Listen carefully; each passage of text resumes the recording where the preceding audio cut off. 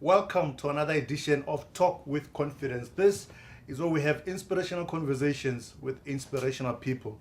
Today we have a truly inspirational guest in studio with us. His name is Captain Wanda Zondi of the South African National Defence Force.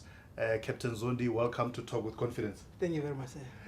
Thank you. We are here because of a very special reason, a very special book. The book title is No Easy Battle. No Easy Battle. And we're going to talk a little bit, Captain Zondi, about your life and about the book and what has inspired the book. So, as a starting point, can you just tell us a little bit about who you are? Oh, thank you, Sir Slem. Thank you. I appreciate the opportunity. Wonderful. I'm Captain Zondi, as you have correctly said. I was born in the rural areas of the Eastern Cape, in a location called Mhlanga, in a small district of Libode, which is falling under Umtata in the Eastern Cape. I'm from a family of 5, and we are survived by our mother. My father passed away when I was 10. Yeah, that about myself, and I am the author of the book. Wonderful. Yes, wonderful. I'm in the military. So just before we get into the book, you say that your father passed away when you were 10 years yes, old. Sir. Yes, sir. I mean, as the eldest male in your family, what did that do to you from a psychological point of view, emotional point of view? Seslem, life was not easy. As the title of the book says, no easy battle. Yeah. It was really a difficult battle because when I passed my standard 7, a young boy, very young and tiny, short. Yeah. Also, I was hit with the reality that I was not going to be able to attend high school. So I went to a number of family members to ask them to assist me to take me to high school. But I was very unfortunate not to get any of them to assist me until I went to my uncle. He said, no, Wanda, I'm going to assist you. However, you will have to head cattle for a year. Wow. How old were you? I think I was, when I passed standard 7, I was 14. 14, yeah, okay. I was 14, yeah. Okay. I was 14. Then he said, you have to head cattle for a year, then I'll save enough money to take you to school next year. Yes. Then for me, that was the only available option. So I had no choice but to take it. So I took the job. I carried on with the job. But this fateful day, as I was on my way to his house, because I was sleeping at my home, then every morning I would go to his house to head the cattle to the nearest farms. Then I decided I'm still having time with myself. Let me pass by my old school just to greet my teachers. I did that, and I met my maths teacher, Miss Jordan. Hey, ma'am, how are you doing, and how is everything? Excited as she was. Hey, Wanda, how is the school? How is the high school? Yeah. Hey, I'm sure we are giving them guidance. I know how good you are in maths. Then I said, no, I'm not attending any school as yet. Wow. What are you doing? When are you going? When are you starting? I said, no, this year I'm not going to be attending school because at home there's no money. However, I'm heading cattle to save enough money for next year. Yeah. I could see in her eyes that that did not sit well with her. She was heartbroken. Heartbroken. It must have been a teacher's pet. I think it had to do with my academic excellence. Wonderful. Okay. Was at junior school, I was. You remember that time it was position 1, position 2. Oh, okay. So it was position 1. Wow. I was just within position 3 and position 1. I was playing wow. there. I was Okay. playing Teacher's pet. Okay. Yeah. So she said, no. Are you serious? Then I said, I am serious. Where is your mother? My mother is at home. Don't go to your uncle's house yet. Run home. Go and call your mother. Yeah. I went home. I called my mother, being excited, not knowing what is it that I was excited for. Yeah. Then I came with my mother. Then I stood at distance from them. They were talking. Then I could see my mother crying. Wow. Then I asked myself, what is happening? what is happening here? But then the next instruction that was from her was to say that go and pack all your clothes. This afternoon we are going to Lusigisigi. Wow. Lusigisigi, you'll be staying with my mother and you'll attend school. There is no child that will stay a year without going to school. Wow. And let me re-emphasize this. At that time, 14 years, I was short. I was tiny. I think the malnutrition had played its own part. Yeah. You know, there were times where even when I was doing junior school, we'd wake up in the morning, go to school with empty stomach, not knowing what I was going to eat when we come back. Oh, man. We had no hope at all. Sometimes, you know, this thing of saying, go and play with other kids. For us, it was an opportunity to eat this and that. Oh, man. It was a real opportunity for us to get whatever crumbs that were left from the from those the families. kids. Yeah. Wow. So that was my movement now from Libote to Lusigisigi, where I did my standard 8, 9, and 10, which I completed in 2001, and I was 17 at the time. Wow. Yes, sir. Wow.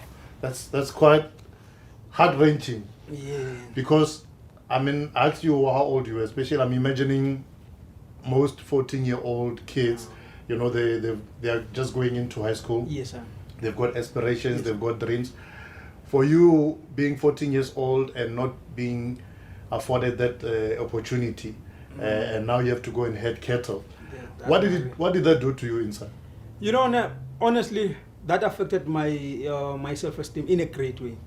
You know, coming from that kind of a family, you would know, like in class, you would know that you are right. Yeah. But that self-confidence was never there because you knew that I'm at the bottom. Yeah. I remember in high school when I get to Lusigisigi, when the teacher would ask a question, I would have answers, but I would prefer to give to the next person. Oh. Yeah, say this is the answer. Wow. Because my low, I had a very low self-esteem. Yeah. Because of the background. Because of the background. And how your family had been treated and viewed in the village.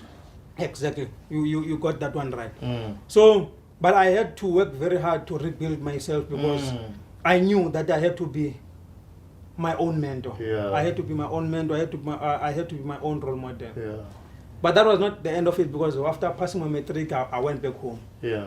But then I was taken back to my own reality. And remember now, being the oldest son in the family, with a mother who's not working. My mother would sometimes wake up in the morning, would wake up without her being in the house.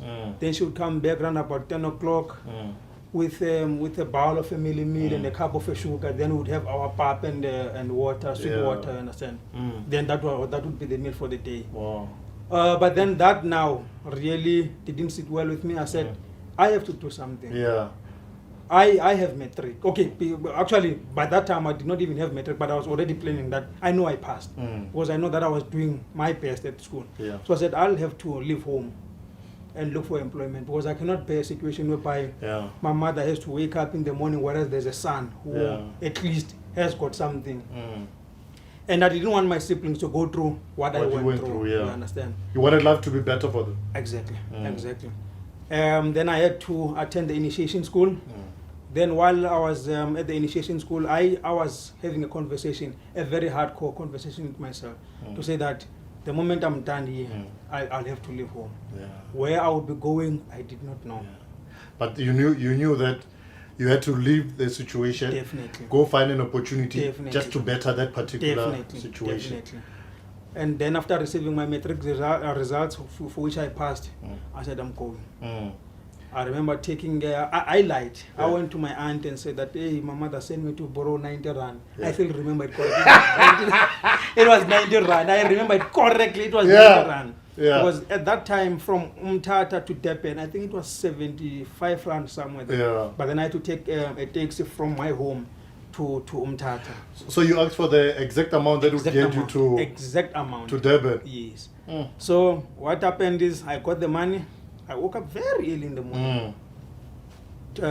Bath, took I think it was about 3 clothes, a tracksuit, a t-shirt and a jacket. Put them in a plastic, took a taxi to Mtata, took a taxi from Mtata to Durban. Mind you, I know no one in Durban. I've never been in that place, you understand? But I knew that my options were either Durban or Cape Town. Yeah. Because everyone in the village those that we were used to look up to, who we thought that they had money. They were either from Durban or Cape Town. Cape Town. So I wanted to form part of that elite team of the village, and also to better my home situation. Yeah. Then I took a taxi to Durban. You know, I remember very, very well, Sasilame. I arrived in Durban. It was 6:17 in the afternoon. In the afternoon. Yeah. Climbed off the taxi. Yeah.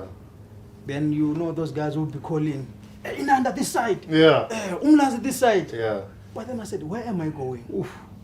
It's in the afternoon. Where am I going? It's almost night time. Where am I going? Where are you gonna sleep? Exactly. You've got your parcels. I don't have money. Remember now, the money was the equal 90 to rand. the Exactly. traveling. Why did you ask for 120 rand? At that time, my mind. Remember, if I could not think of where I was going, it was not appropriate for me to think of what if I get there and then they go.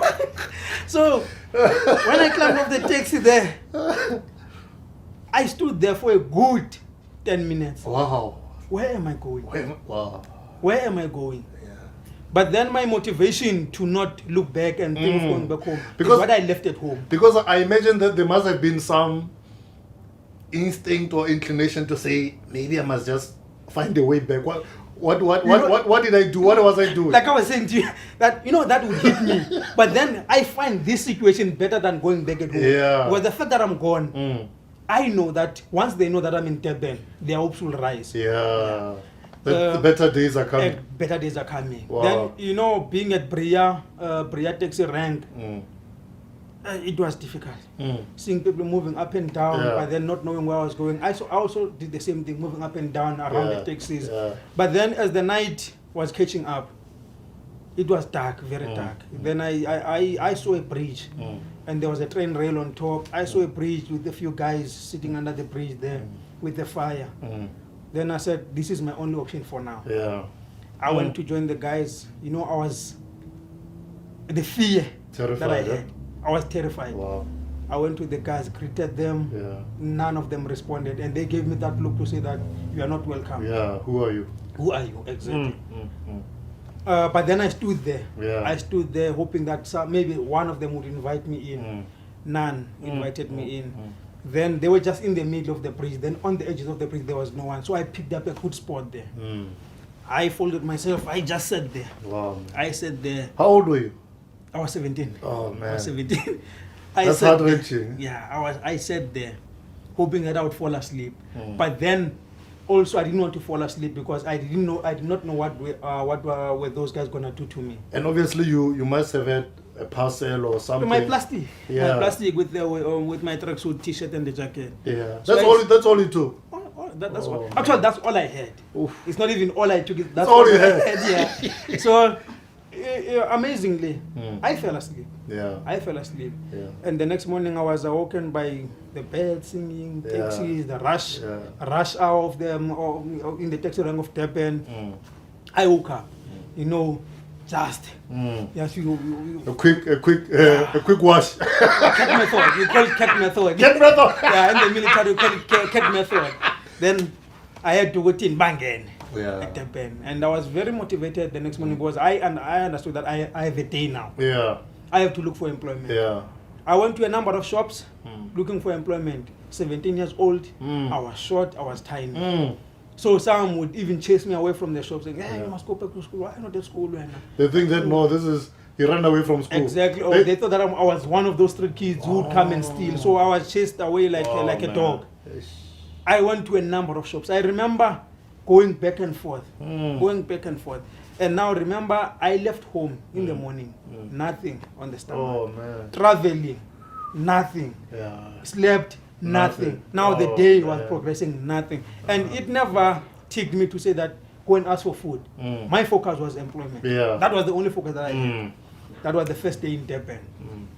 It went up until the evening of that day. I went to the very same spot again with no lack of employment, no lack of food.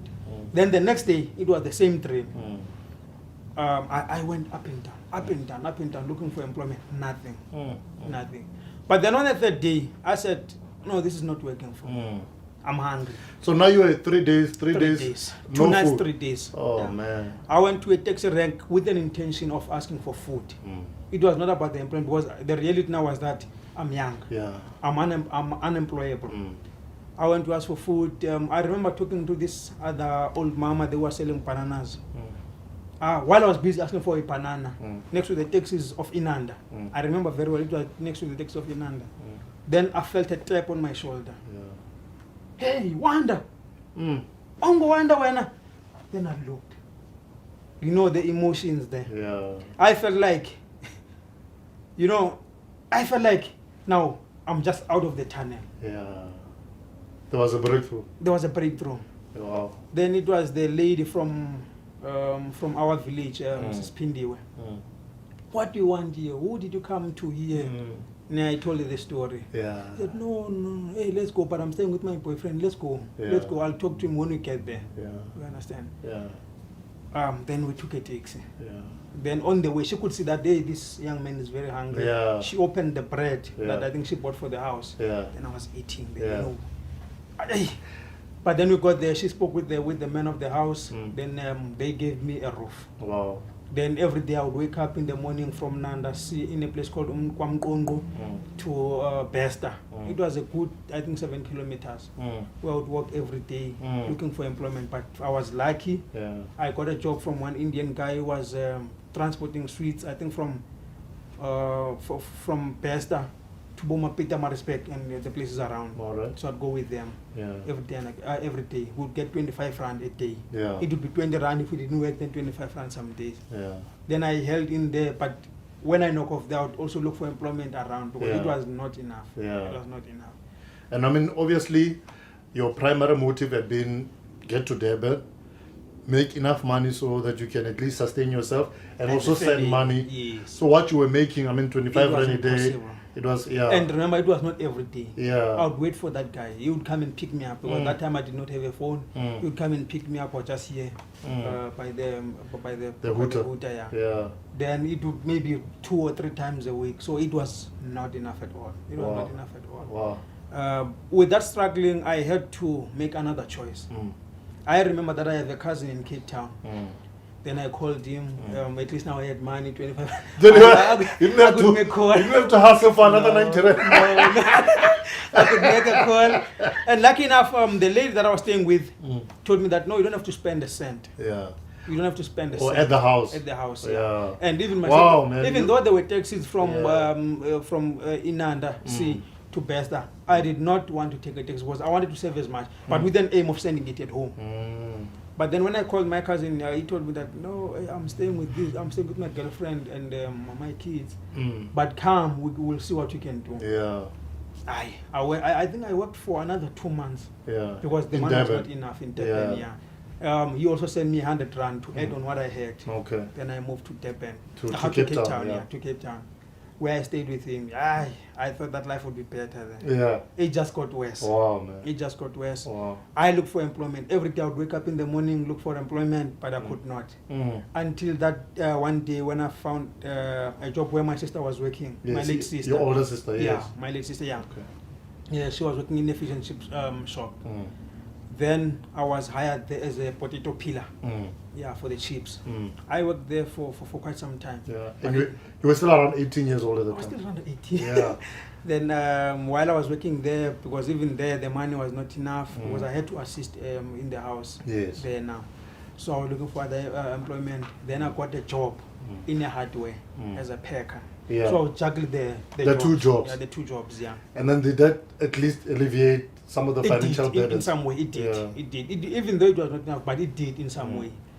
Then, while I was there also, because the money was, the pressure that I put myself under was that my family back at home. That was always the motivation. That was the only motivation. Yeah. That was the only motivation that I had. Then I looked for another employment. Then I got a job as a security. Worked a few months there until I got the job that I would say that was my best bet now. That was my best job, working at the garage where I worked for 4 years. Wow. Now things started to be easier because I was working it was a walking distance from my cousin's house to the garage. Yeah. And the customers would come, give us tips. Sometimes we'd have 20 rand from the tips from the customers, you understand? And with the salary, I said, no, this metric is not enough. You need to I go need to further better myself academics, I saw that when I was looking for employment, even when I like the reading. I would check the newspapers, the career side at the back of the newspapers. They need to be metric end. Yeah. Metric plus. Metric Yeah. plus. So you realize that for you, from a long-term point of view, in order for you to progress to a better standard of life, academics would have to play a role. Yes, definitely, sir. So I went to a college. I enrolled for a certificate in management. I was accepted. So I started studying while I was working also. But then in the middle of my studies, my cousin called me this other day, telling me, "Hey man, you are working. Yeah. I'm teaching you to be a man. Yeah. To be responsible and everything."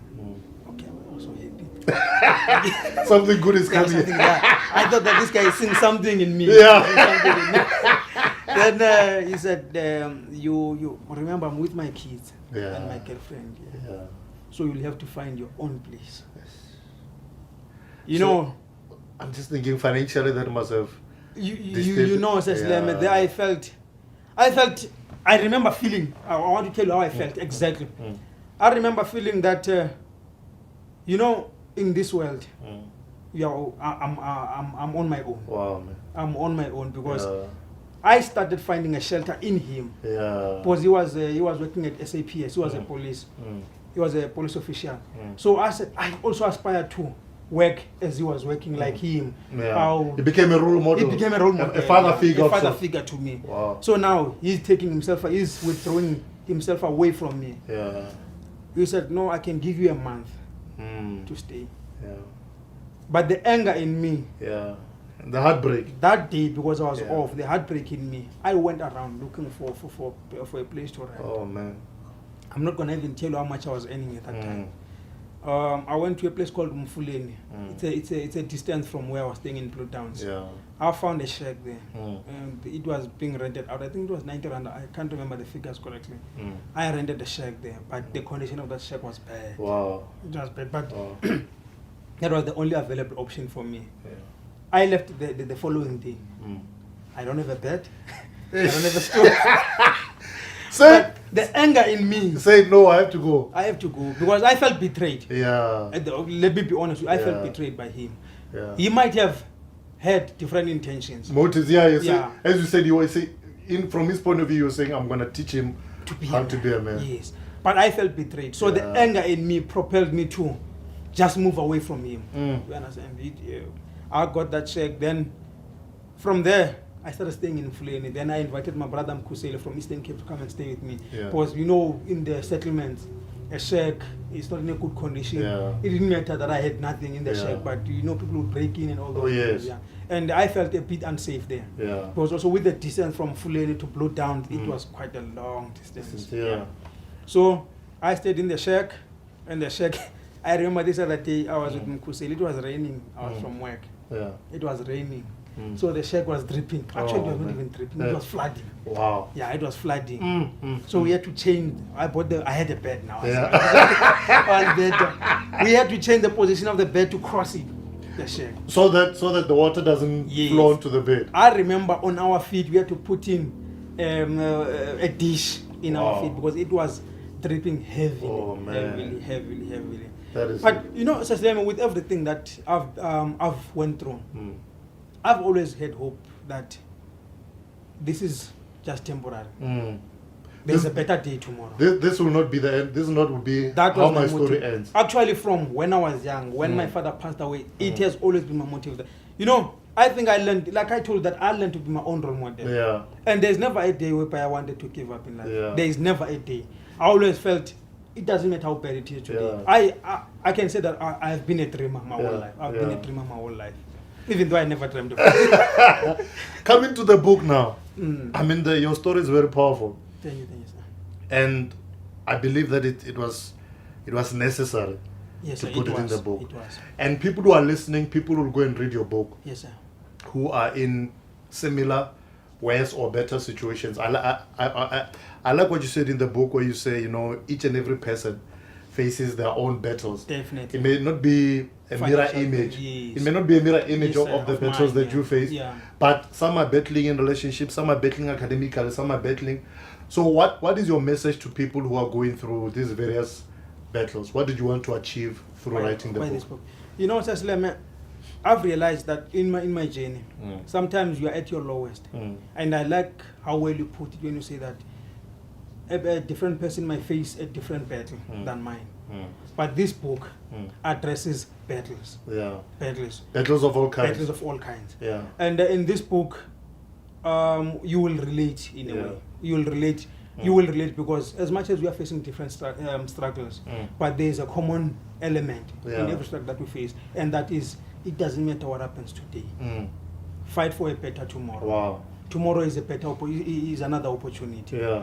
And whatever that you go through, the moment you decide that I'm kicking the bucket, I'm leaving, I cannot fight anymore, then you have given up in a prospect of redeeming yourself. Yeah. You understand? So you've forsaken the better day. Definitely. By choosing to remain in the day that you're in. Definitely.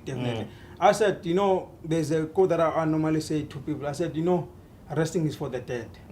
Resting is for the dead. As long as you are still alive, you still have an opportunity. Yeah. You have an opportunity, and it doesn't matter where you are. Yeah. As long as you can still dream. There's no dream that is impossible to achieve. Wow. And in this book, it is well said. It is well articulated that we have different battles, but we all are facing battles. We are all facing battles. And we can all overcome the battles. We can all overcome the battles that we are facing. And I mean, what I like as well is the fact that you went through so much. And I believe, as I said, that many people who may have gone through or going through the similar experiences. But I believe there are many who will say, if this guy slept under a bridge, this guy went for many years, not malnutrition, hardcore poverty, all kinds of things. My battles are not so bad. Definitely. In terms of people who have read the book, what are some of the reviews that you've gotten? You know, just like the reviews, some of the reviews, I feel like I'm reading a new book. Wow. A new book. And I think 60% of the reviews that I've received, I've encouraged them to say that pen your story down. It will motivate you. Yes. You know, sometimes we are motivated by looking where we come from. If you look where you come from and where you are now, you will realize that whatever that I want to achieve in future is nothing compared to what I've been through. So I can pick up sticks and fight. It's like I've already defeated so many other giants. Definitely. What is this giant that is before me? Exactly. Wow. And you know, my dream about this book is that it reaches a child in Limpopo, a child in KZN, a child in Northwest, a child in the Eastern Cape, who is going through what I've went through, or who is not necessarily going through what I've been through, but who's facing some difficulties, and to say that, no man, it's not that bad. I can make it. I can make it. Wow. And I also said that even those who have made it, this book teaches us to appreciate the little that we have. I normally say that don't judge me when you see me celebrating a small success. Because for me, and comparing where I'm coming from, it speaks to me. The small success may be small to you, but to me, it may mean the world. You know, I normally say to people, the best thing that ever happened in my life is the day when I received my letter in the military. Wow. To say that you have been accepted in the military. We are men in the military. To some, it was just finding a job. You understand? But for me, it was a dream come true. It was a dream come true. Let's talk about the military a little bit. That uniform and the beret that you are wearing. What does it mean to you? You know, when you ask me that question, words fail me. Words fail me. But this for me is a responsibility.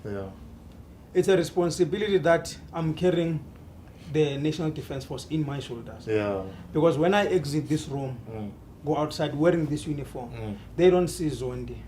They see SANDF. Yes. You're representing. I'm a representative of the biggest and glorious organization.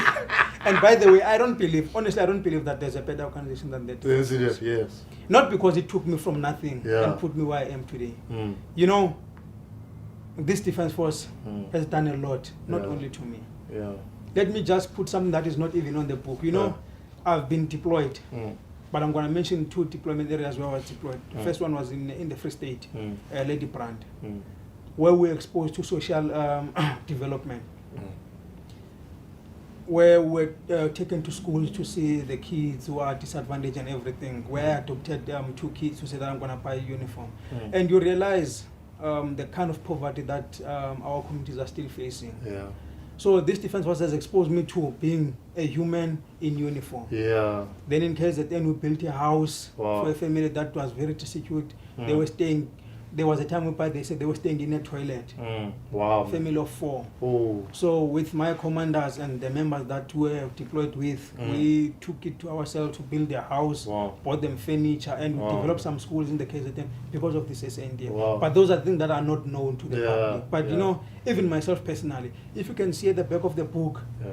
I would like to say that I'm an academic of note. Yeah. No, I would like no, to say so. that was my next point because you know, a lot of times there's a negative perception. Sometimes there's a negative perception that, you know, all the only thing that soldiers do It's too short. You know, as a get that done and shoot. But in your book, in your story, you've also showed the academic side of soldiers and of military people. Yes, Can sir. you tell us a little bit about that? I mean, you after matric, you say you're working at the garage, and then you did your my management course. Yeah. management course. Yeah. But that's not where it ended. Where else have you taken it?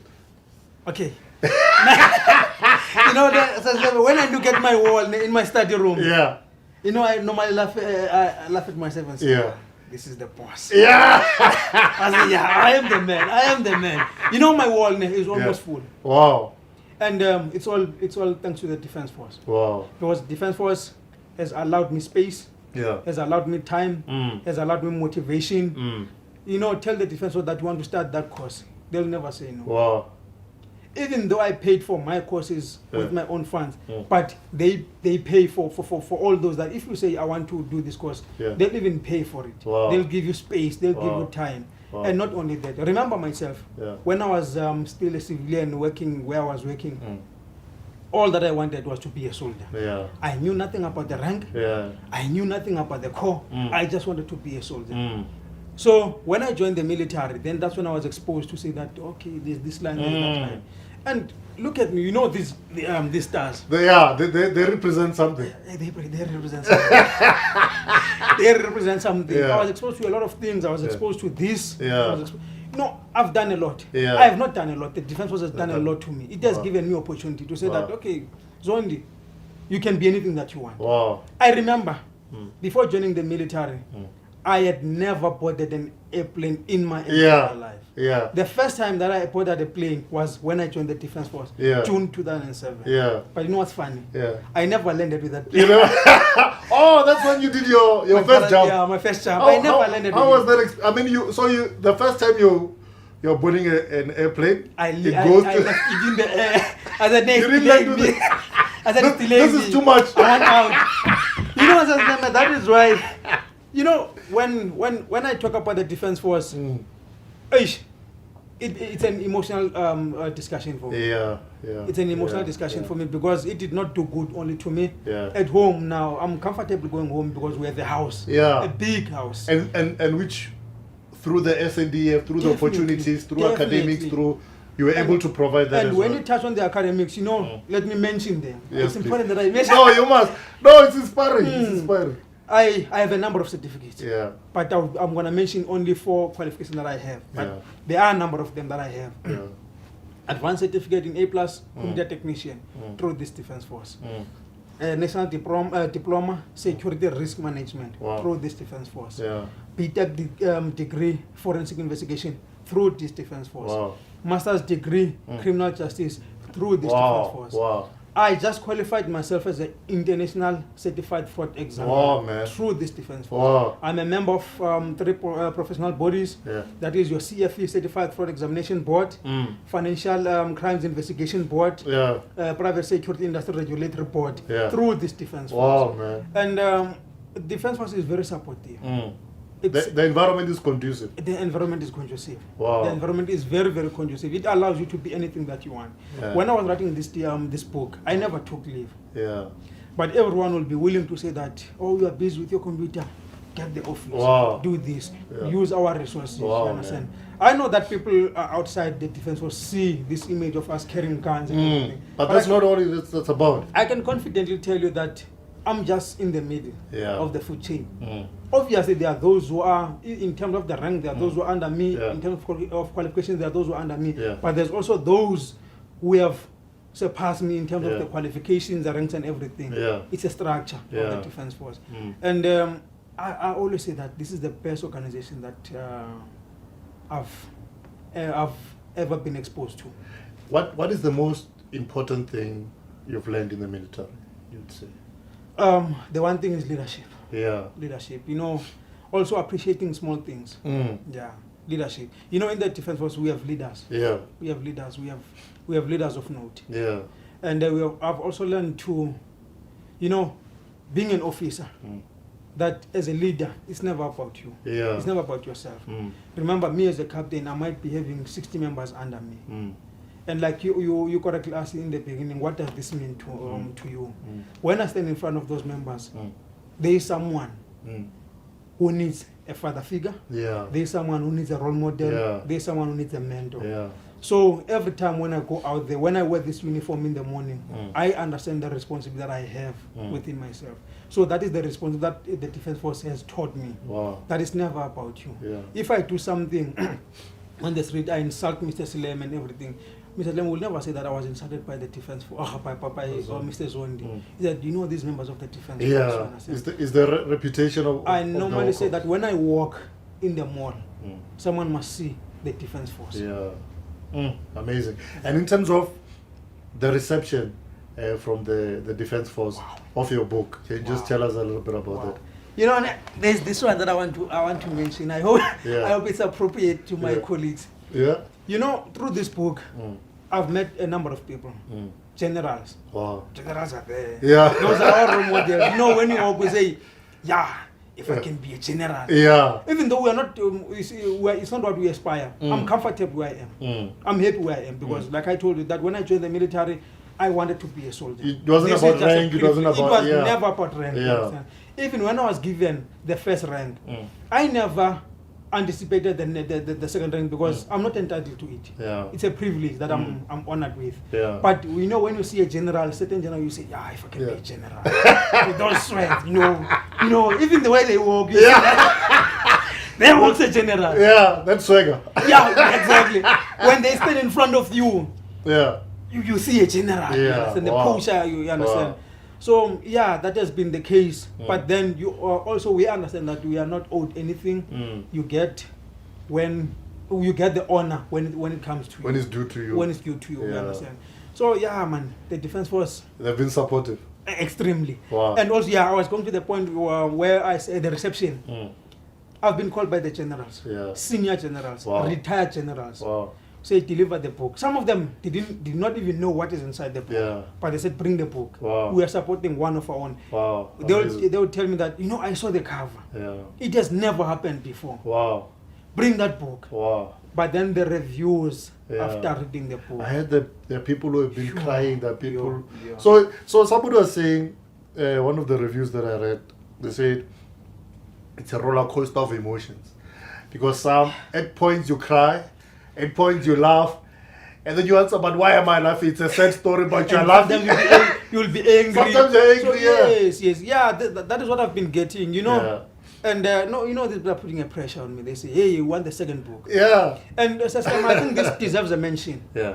I have not received a single review whereby people are saying that, I just read chapter 1. I can't wait for chapter 2. Yeah. The review has been that, Zondi, Yeah.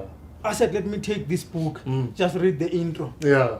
Then I read the intro. Yeah. But then the next thing, I find myself at the end of the book. It has been the common feedback. They can't stop reading. They can't stop reading the book. Wow, amazing. And like I said, the reception, the honor that I'm getting. Like yesterday, I was called by the Chief Army. Wow. I delivered my first copy to the to Chief Logistics, who has been very supportive throughout this journey. Amazing. I've seen the minister who was Minister of Defense. Wow. Where does the captain see? The captain see the minister? A captain taking a picture with the minister. You reminded me. There's a verse from the Bible that says, "Your gift will make room for you, Definitely, sir. and bring you before great people." Definitely, sir. And just by you expressing your gift, Sure. you say ministers, members of parliament, Members chief of generals. parliament. And I think, sir, it's important that I mention there's men who have been supportive. You know, there's a woman who said, Captain, I don't know you. I see a young man. I see potential. Wow. She never read the book before, Miss Kota Nomfanelo. You know, the lady, she opened herself to me, say that these are the opportunities. Wow. If you want this, it's available. Wow. It's not even about you personally. It's about the young man, a black young man who is eager to do something, who defied all the odds. Because sometimes I'll post about my background on Facebook and I say, just a clip to say that, okay, this is a just to motivate people to say that I'm here now. Yeah. Definitely to someone, but you're just a captain. But to me, I'm not just a captain. Yeah. I've made it in life. Yeah. And there's more to come. There's still more to come. Wow. I have no doubt about that. Wow. So she said, should you need anything in terms of this book being promoted, I welcome you. Wow. And she has been very, very, very, she has been very supportive. Wow, amazing. She has given room to say that, call me anytime if you need advice and everything. And the review that I got from her after reading the book, and she's the member of parliament. So the feedback has been amazing from all walks of life. Some, when I was doing the interview on one of the community radio stations in the Eastern Cape, the calls that I received. Wow, man. Hence, I don't know if we're still going to talk. Hence, you as my publisher said, I see this book being rolled out to schools. Yeah. Because schools and you know, as having gone through the book even before printing, for me, I don't know how many times I texted you, definitely saying this book is amazing. Actually, this book needs to go on our out first meeting. You said that on our first meeting. Yes. And I know this is your interview, sir, but I think it's your interview. It's not my interview. I think there are many things that kill dreams. I know many people who are better than me in terms of writing, in terms who have better stories. But you know, sometimes when you go to a door, knock, then you're told, go away. Yeah. It kills a number of dreams because it's not only about that dream. You will see yourself as, I mean, this is not good enough. But when we came to you, the reception that you gave us, it gave me confidence in my story. I remember I think you read the intro. I read one page. You read one page. I pulled a random page. You pulled the random page, then you read the story. Then the options that you availed to me. Yeah. Hence, I always say that I think you're doing injustice to yourself when you say that you're a publisher. When you say mentor, publisher, editor, proofreader, a guider, because that's what you've been. I remember, you know, we had a number of disagreements about the book. Yeah. And the best thing that we've ever done to this book is when we were disagreeing about the uniform. Yeah. You forced me to the success of the book. Wow. You forced it. Wow, thank you. I had my own ideas. Yeah. But when you knew what works for the book. Wow. You knew what, you coupled the cover, the story, the setup of the book. You just laid it out there. Wow. You just laid it out there. So thank you for trusting me with the job, trusting my company with the job. It was not easy to trust you. But you taught me to trust you. You forced me to trust you, and I'm grateful for that. I'm very, very grateful. Wonderful, wonderful. And you know what makes me happy is because, you know, one thing I understand as an author, when you birth a book, it's your baby, man. Yeah.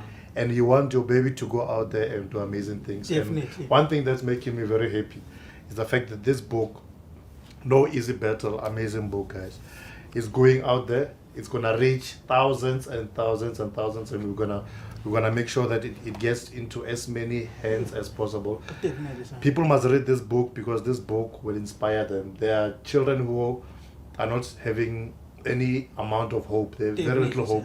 Once they read this book, their hope will be ignited. Definitely, sir. There are people who are battling financially who say, I don't know how I'm gonna survive tomorrow. Definitely. But once they read this book, definitely, sir, they're gonna say, you know what, if he can make it through what he went through, I can make it. Why can't I? Captain Zondi. Yes, sir. We've come to the end of the interview. It feels like it's been very short, but thank you so much for availing yourself. Thank you, sir. To talk with confidence. And in terms of the book itself, if people want to get hold of the book, how How do they proceed with that? Well, for now, say the book is available on order, and they can order directly from me. Yeah. My number is 081 8020 Yeah. 721. Yes. 081 8020 721. They can order directly, but me and my publisher, Yeah. we are we are hard at work. Yes. To ensure that it reaches the stores. However, there's a store in Durban also Yeah. that has just opened to sell the book, to make it available. Wonderful. Yes. And Yeah. I think you need to also go out there. You need to go out there because we had to be referred to you by a client of yours. Yeah. So I think you are doing injustice to yourself in terms of marketing yourself. All right. My dream is to see you infiltrating the military. Wow. Yes, they are good stories. Many stories there. They are good stories. Yeah. They are good stories, which are even better than mine. Touching stories were better than mine. I've had through this book. I've met, like I told you, prominent people, prominent generals in the military, retired general, saying that my story. And the saddest thing for me is, imagine somebody with that rich history, because a person like that, it's a library. And they're gonna die with that library. Oh, that's sad. Some of them are retired. Yeah. Which means they are close to their final days.